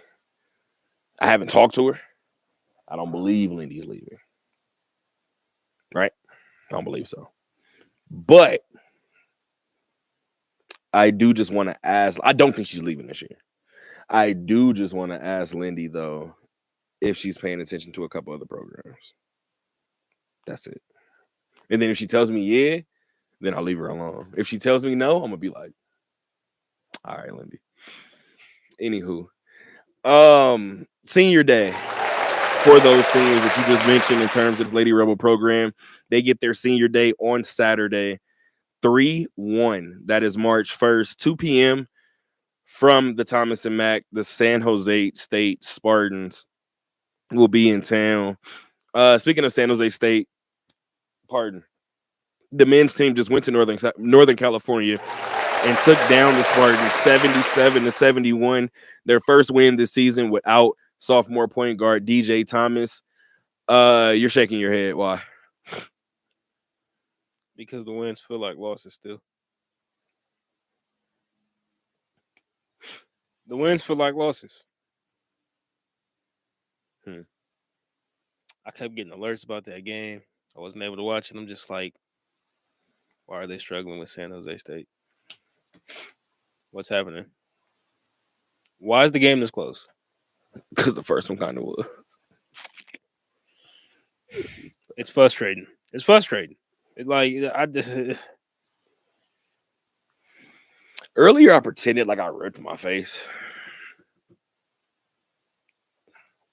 I really want to do it right now. I'm at a point right now where I'm just like, I'm melting. You know what? I don't know what everybody else's college experience is like, but from the time, obviously I've been covering this team since I've been on this campus, but from the time that I've been here in Vegas, even as a student to now, there is, what's the word I'm looking for? There is a,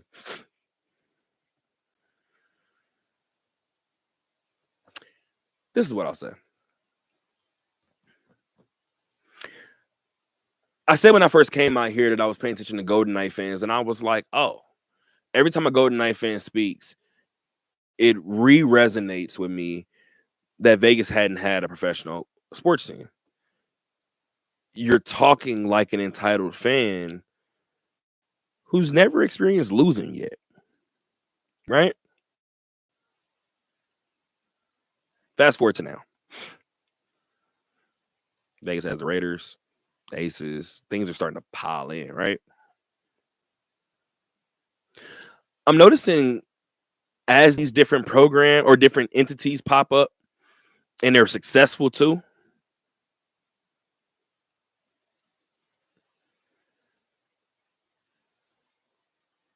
the patience in UNLV sports dwindles. That's what I've noticed. What I can't seem to wrap my head around is why those same Vegas fans who are so negative, I can't wrap my head around those same Vegas fans not understanding that they are part of the problem too.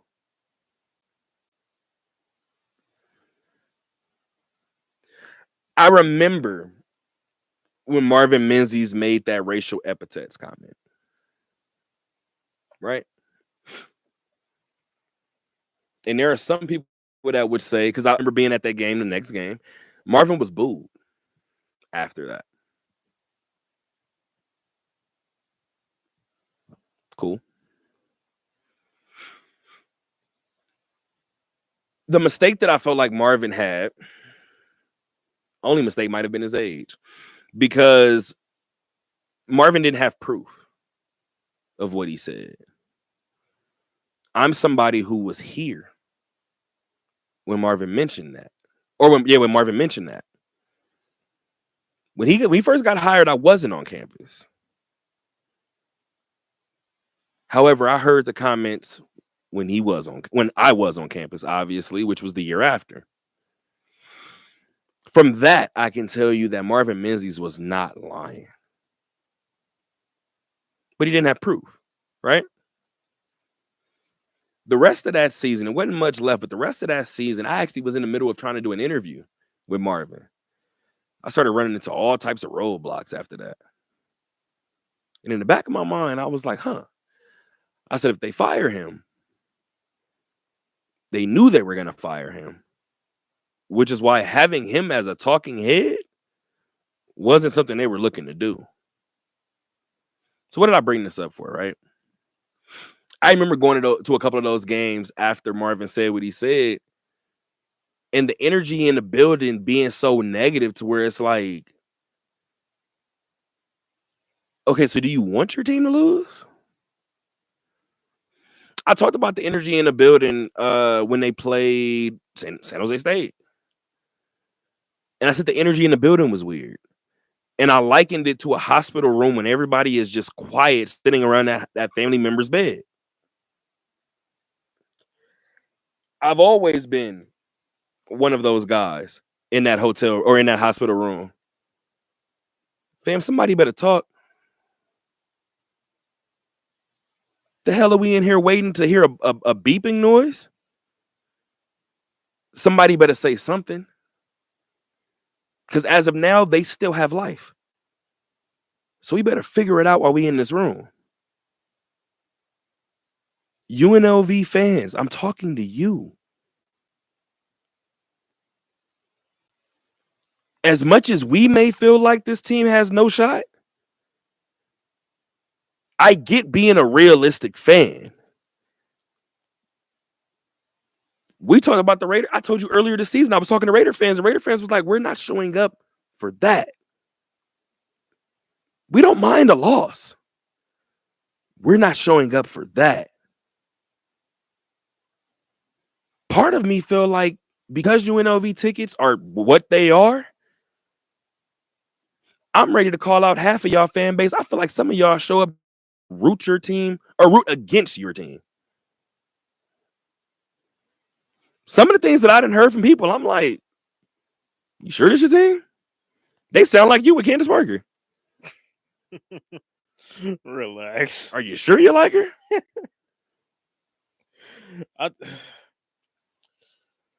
The energy they gave Marvin Menzies is the energy they should be giving this team right now. No, they are. But we saw where it ended. That's my only point. At what point do you realize you are part of the problem? When's the last time a UNLV head coach had the complete backing of the fan base while he had the job? Let's not talk about a Dave Rice right now, unless that's the answer. I was about to say, that's the only answer I got for you. Did he have it while he had the job? I wasn't out here. I would say the fan base, yes. The program, I would say no. So again, Since I've been here, I've encountered Marvin Menzies, TJ Otzelberger, and Kevin Kruger. I would argue to say that the fan base hasn't been 100% behind any of those guys. They like Kevin. They had hope in TJ. They didn't know what the hell Marvin was doing. Meanwhile, Marvin was tasked with building a program. He built a well enough program for you to get TJ and for Kevin to get an NIT bid. I showed up when Tony Sanchez was on his way out. Couple seasons left, right? I remember being at one of those games where they started a "We Want Basketball" chant. I looked around on the sideline and was like, I am inside of Sam Boyd right now, right? And they're chanting for basketball.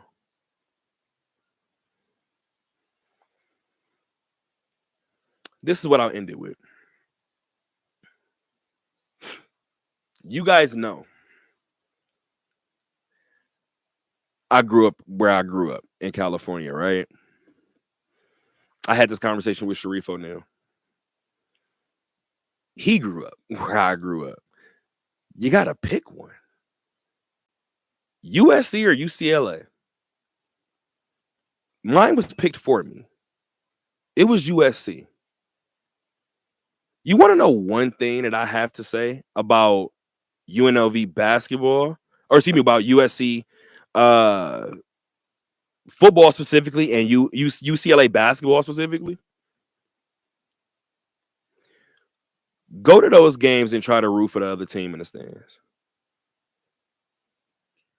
As somebody who's done it firsthand, it's not pleasant. It's just the energy that come with it. You won't be in our stands and be comfortable waiting for us to lose. You are inside a Pauley Pavilion. You will feel this. Sometimes the energy in the building, I'm wondering if UNLV fans realize the other team don't feel it. Your team does. We seen it at that Memphis game. That Memphis game, I'm like, it's a lot of blue in here for a matinee game, guys. This on a Saturday. What's happening? Is this a neutral site game? We are. Let me look at the banners. We had Thomas and Mack, right? Oh, yeah. I mean, like I said, yeah. Like I don't know. Outside of Dave Rice, I haven't seen a coach that's like had the attention of this program since Dave Rice. Before that, Lon Kruger, of course, but other than that, it's literally those two. And I feel like Lon Kruger kind of drew the short end of the stick, like kind of on his way out. And then Dave Rice, nobody expected that. And I feel like in that moment, I feel like the fan base hasn't been the same. It hasn't. And had that connection with the program ever since. And understandably so. I'm calling, nah. And I'm calling, and I'm, nah, hell no. Hell no.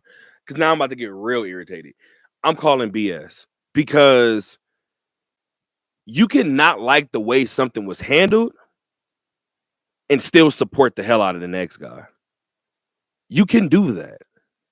It's been done. Everybody was pissed off at Barry Odom, and we had this conversation in here. Oh, do you think Barry could come back and have a stake there? Yeah, I do. Mm-hmm. Hell yeah, I do. Because it depends on what happens after. If UNLV was to duplicate a Jerry Tarkanian for UNLV football, and somebody comes in and has that level of success for a sustained period of time, which, again, we're at a mid-major, it's probably not going to happen. I'm not talking about the success part. I'm talking about the sustained time. I keep telling you guys, Lindy is an anomaly. Lindy's from Vegas. Barry's not. Everybody cared about that Barry move for a week. I ain't heard Barry's name in 2 months. Except for when I say it. Don't nobody else even say Barry's name no more. You could not like the way Dave Rice was fired all you want. You could support him in his next endeavor. Not getting behind Marvin Menzies hurts too. And the funny thing is, you know what? I would love to sit here and say you guys didn't get behind TJ. Maybe you guys did. That's what it looks like when the coach isn't behind you. And I feel like they, you know, the way Marvin Menzies got done, I feel like they kind of reaped that karma when Chris Beard signed here for a couple days and said, you know what? I'll be back to sign that. Yeah, I'm good. Texas Tech. Oh, you guys. I think I'll go there. So, hey, remember what the Clippers did with DeAndre Jordan? Yeah. I love that they were there and he was like, all right, y'all got me. I'll sign. Dapped up everybody. I love how, like he said, Paul Pierce. There we go. Went black for a second. He said Paul Pierce and Doc didn't move. All right, y'all. It's close to midnight. I'll talk to y'all in the morning. We're going to go ahead and sign. No, we're going to wait till midnight. We're going to just wait it out.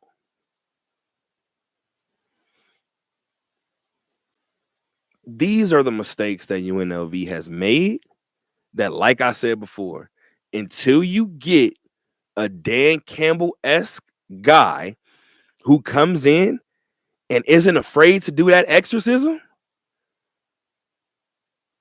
and see what demons come out.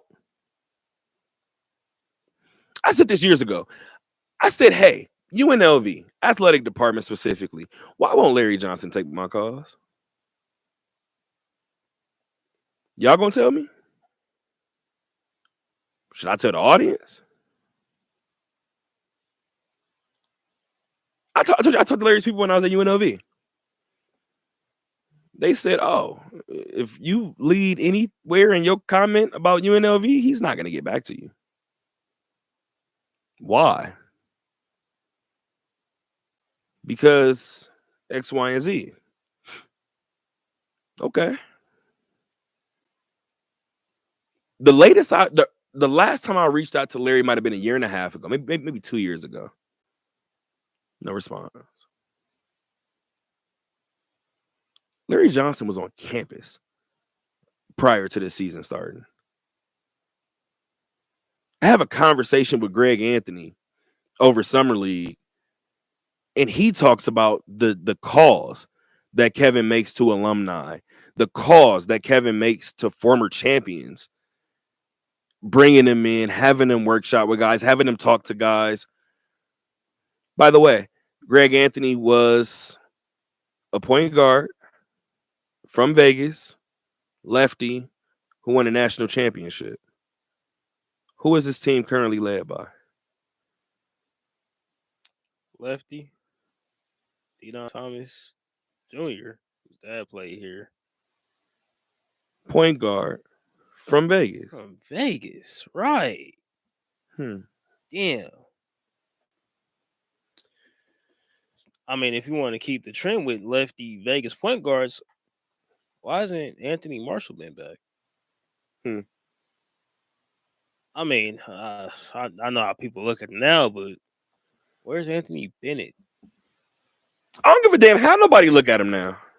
He was first pick. Bring Zimmerman back. First pick in the Steve. Go get Christian Wood. Steven Zimmerman from okay. He from Vegas too. Huh? Christian Wood, he's still playing the league. Oh yeah, that's. Hey man, I need somebody who cares about this program to do just that, to care about this program. And with all due respect, sure, athlete or fans. And this is one thing that I say about Raider fans all the time.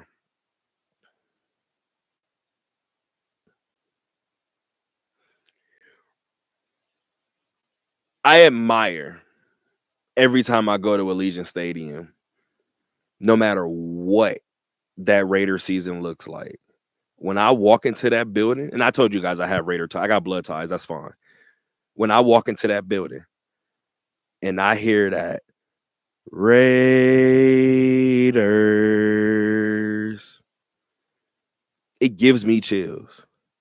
Because no matter what, every Sunday it feels like you're walking into a black hole. You might walk out with a 35-point win, but you felt this on the way in.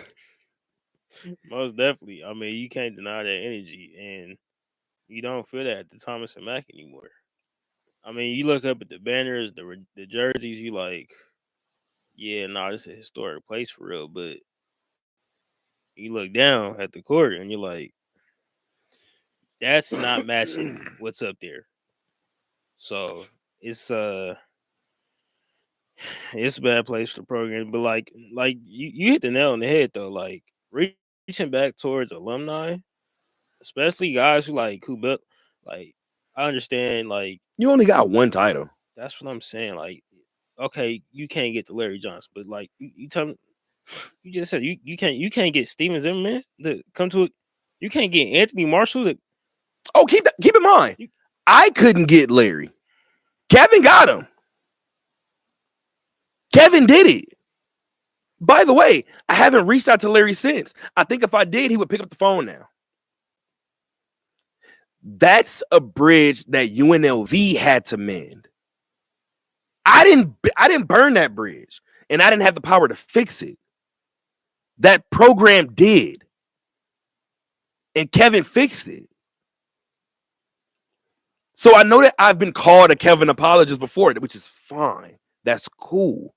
I was called the opposite with Tony Sanchez. It comes with the business. I'm cool with that.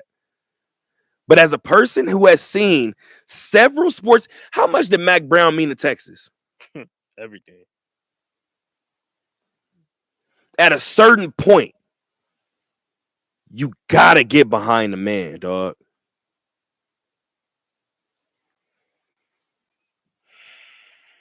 UNLV, get y'all alumni situation together. And I'm not even just talking just athletics, academically too. I've heard it from so many people, like athletes, non-athletes, like Why Jimmy Kimmel ain't been back since you wanted to go there? Guy Fieri. It just don't stop. I hear this from so many people. I didn't even go to UNLV. I know so many people who did, and they're just like they have a problem with alumni. That's our biggest problem. They have a problem like that. That's like you can't push out all these amazing people in terms of sports talent, people who go off in entertainment, medical field, what law, whatever the case may be. You can't push out all this talent and then not bring that back and claim that. And I feel like UNLV, then they'll kind of look and wonder why, like they're still kind of stuck in this place, in this weird place. Like this is why they constantly look at themselves as we should be like a high level, high tier, like we're Vegas. We should be this highly sought out D1 program in terms of academics and athletics. But y'all use up y'all students And toss them to the wayside. and then turn y'all back on them after they graduate. This is what I'll say. I'll actually end the show with this. I'm happy that you brought that up because I had a conversation. You guys know, since this is the media company, right? You guys are very aware of storylines and things that we've been through here at this company.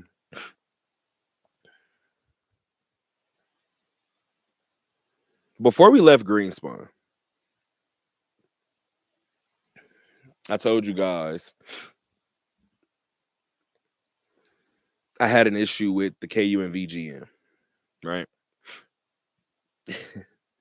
And one of the issues that I had with him was he came in. I'll tell you what his main issue was. Shout out to Alex Jernigan, right? Who DJs for UNLV Athletics. Sin City Thriller is what I'm talking about. Shout out to Alex. Alex, myself, and Vanessa McConnell were all a part of the committee that hired the KUNV GM. We were the only students in that room because we knew the station. I told all of them when we came out, I say, I think that was a bad decision. They was like, to do what? I was like, to be in there. They was like, nah. Cool. As things progress, keep in mind, I did my Juneteenth blackout there. That GM was there. That GM didn't do anything for Juneteenth. I called it out. That was 3 weeks after George Floyd was killed. So I did the blackout. Long story a little less long. Jernigan started to fall out. He left. Vanessa had a couple fallouts. She left. I was the last one to leave.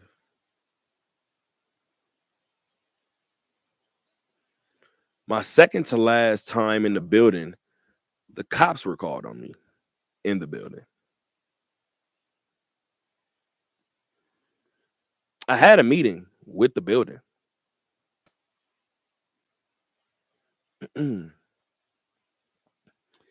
Somebody brought up to me, they said, hey, when you're here on campus, whatever, like, we're glad that you started your business, whatever, but we view you guys like our kids, right?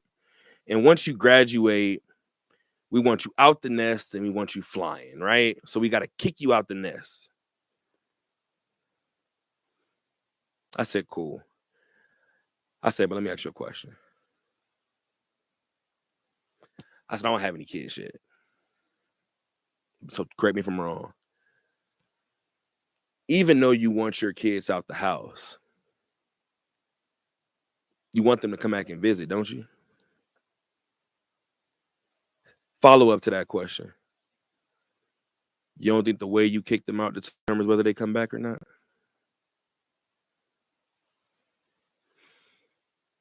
This is where I'll end the story.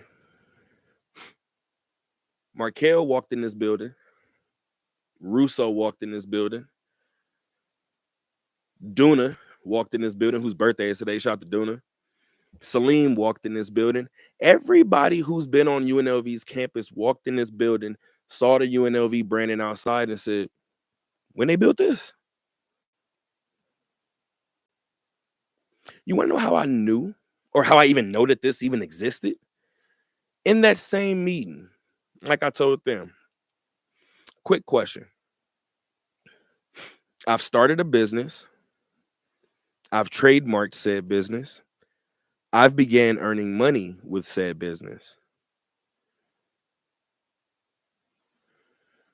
I got you guys 33,000 listeners on this station during that Juneteenth special. Numbers that you guys haven't hit in decades. I asked them one simple question.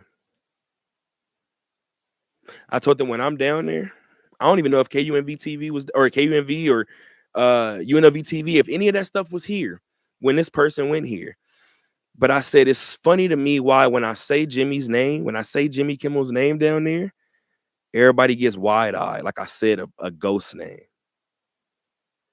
In that meeting, I asked one question. I said, so in terms of me trying to be on this or in this building with the resources that I have, running this company that you guys see is successful, like I said, we're internationally recognized. Thank you, USA Basketball. So we're internationally recognized. I asked the building one question. Are you guys going to help facilitate a business owner that ultimately makes you guys look good? Or am I going to have to be the next Jimmy Kimmel?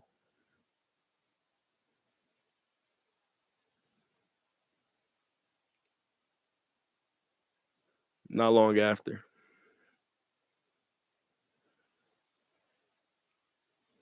I got access to this building. This UNLV issue with this alum is not just a sports issue, like you just said. It's an issue that goes all the way up to the top, and it has rang through decades. Until next time, gang.